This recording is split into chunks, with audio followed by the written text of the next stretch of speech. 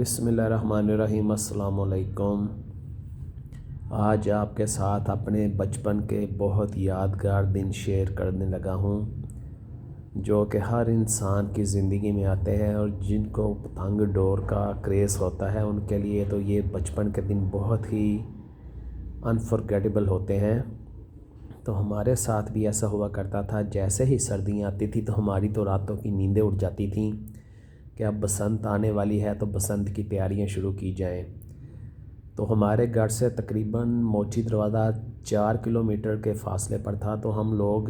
بچپن میں 4 آنے دے کر ٹانگے پر بیٹھا کرتے اور دہلی گیٹ اتر جایا کرتے تھے،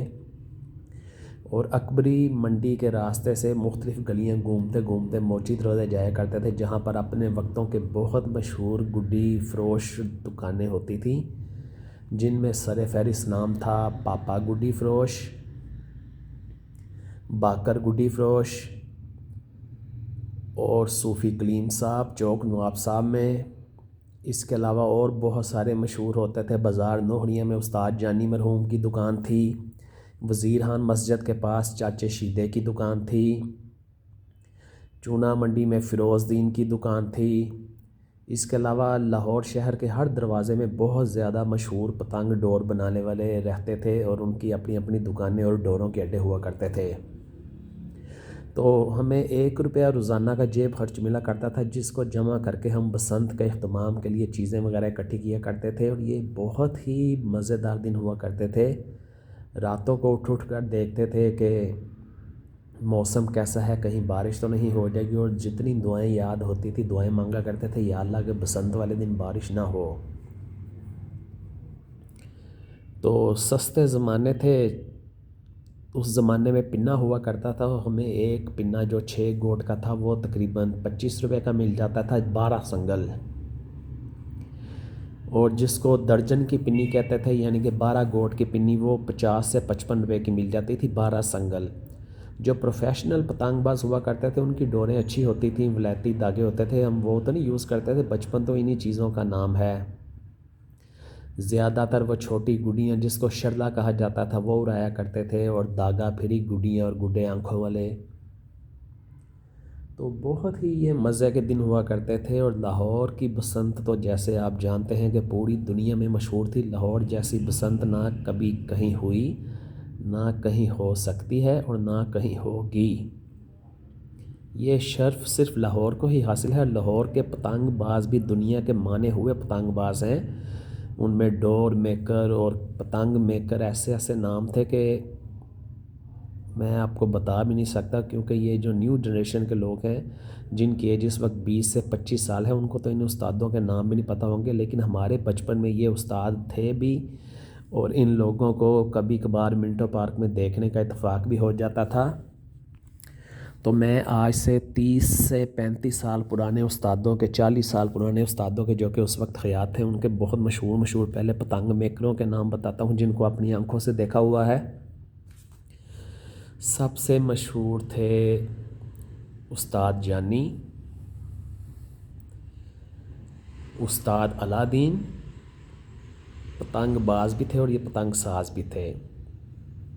ٹھیک ہے۔ استاد پدی، استاد بلیاں، صدیق بٹ، استاد ممو، الطاف خان صاحب، بو افضل صاحب، یہ سب بہترین پتنگ میکر اور پتنگ ساز تھے اور پتنگ باز بھی تھے۔ دوڑ لگانے والوں میں اس زمانے میں جو لاہور میں جس کا نام بجتا تھا، اس سے 35-40 سال پہلے مشہور ترین اڈوں میں لوہاری گیٹ میں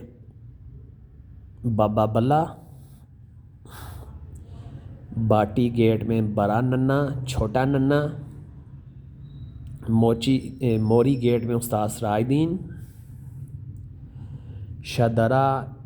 میں بلا کانا،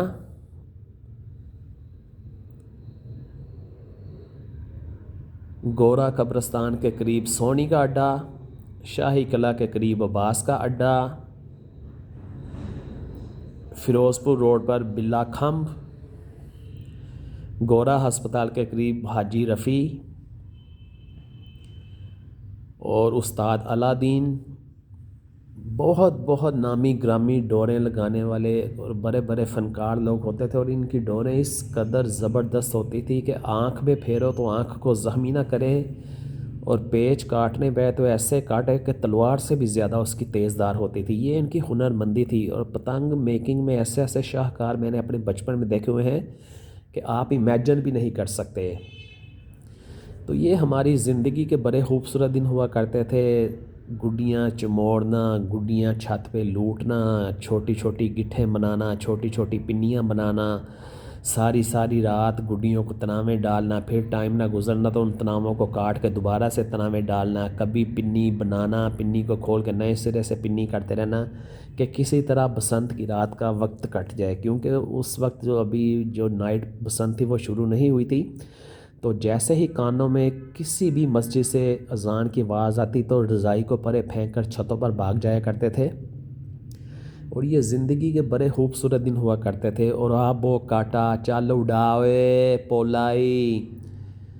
اور سب سے پہلے ہفت ہوتا تھا کہ پورے محلے میں سب سے پہلے گڈی ہماری اڑ جانی چاہیے، اور چونکہ وائٹ پتنگ کا کنسیپٹ نہیں تھا تو یہ کوشش کرتے کہ پیلے رنگ کا گڈا یا گڈی وہ تھوڑا سا اندھیرے میں نظر آ جاتی تھی وہ اڑا لیا کرتے تھے، یا اگر کسی کو تنگ کرنا ہوتا تو جان بوجھ کر کالے رنگ کی یا بلو کلر کی چھوٹی سی گڈی اڑا کر کسی کو ہاتھ کھینچ دینا، جسے پنجابی میں ہاتھ مارنا کہتے تھے۔ تو یہ بڑے مزے کے دن ہوتے تھے، اور یہ دن جو اب ہیں دوبارہ سے جو نہیں آنے والے، کیونکہ وہ وقت تھا، وہ لوگ تھے، وہ ایک جنون تھا، اب وہ نہیں ہے۔ باریک ڈوریں اڑتی تھی، صرف کبھی بسنت کے اگلے دن کوئی اخبار میں آتا تھا کہ کوئی چھت سے گر گیا، زخمی ہو گیا۔ یہ گردنیں کٹنے کٹانے والا کوئی کنسیپٹ نہیں تھا کسی قسم کا بھی، نہ کوئی فائرنگ کا اس زمانے میں کوئی تھا کسی قسم کا بھی عمل دخل اس بسنت میں۔ صرف یہ ہوتا تھا کہ گاجر کا حلوہ، گجریلا جسے کہتے ہیں، وہ بنایا جاتا تھا، آلو والی روٹیاں، قیمے والی روٹیاں، زیادہ سے زیادہ جو کوئی بہت ہوتا تھا تو چھت پہ ڈول والے لے آیا کرتے تھے اور ڈول بجا کرتے تھے۔ تو یہ بڑے خوشگوار دن تھے، اور اس نے لاہور کی خوبصورتی کو چار چاند لگا دیے تھے اس تہوار نے۔